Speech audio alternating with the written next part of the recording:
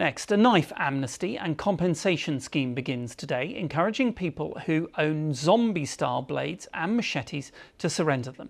The scheme is being run across England and Wales before the weapons are banned next month. Well, let's speak to Tyler Clancy. He's a youth worker in and around Islington in London, and his best friend was stabbed to death 4 years ago. Tyler, thank you very much for joining us on BBC News. I wondered if you would be so kind as just to outline what happened to your friend.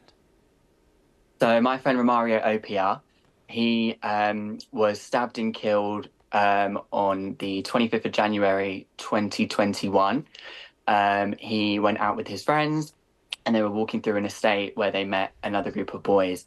This other group of boys also were armed with a knife. They had had previous altercations before, and unfortunately, Romario came out unalived. So, yeah. So what do you make of the fact that we have this amnesty coming into force? Do you think it would make any difference? I think it's a great step, but I think it's on a staircase that isn't built yet. I think in order for this to work, you need the correct infrastructure, and that infrastructure is youth workers and youth provisions.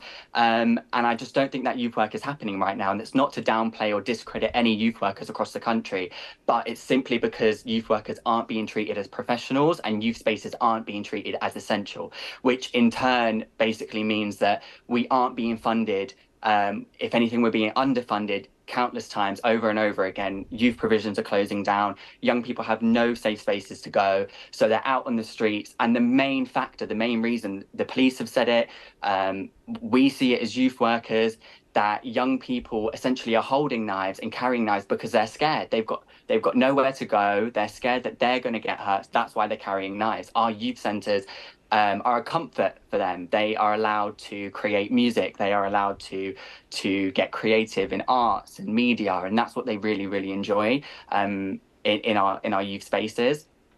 I suppose the problem is, and you've described the youth spaces, but and things to do, all of that costs money, doesn't it?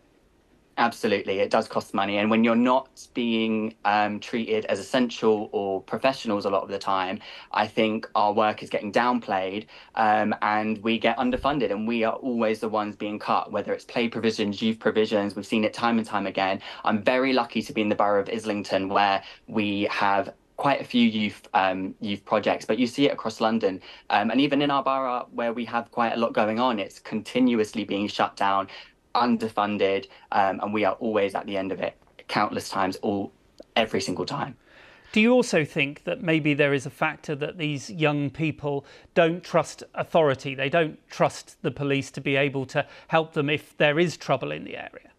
Yeah, absolutely. We've seen it in the last few years that not only young people, but also women and girls as well, who don't trust the police for countless reasons.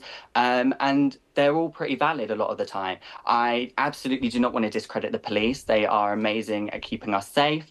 And that's what we let our young people know. That's what they're there to do. However, there are some incidents that have happened that have created a distrust with our young people. It's about rebuilding those bridges. And that will only happen with youth workers to help that gap there. So like the amnesty with going to the police station to get compensation for your knives, that's all well and great, but in order for them to get to that police station, to build up that courage, we play a vital role in that. And I think that needs to be credited and acknowledged in some way.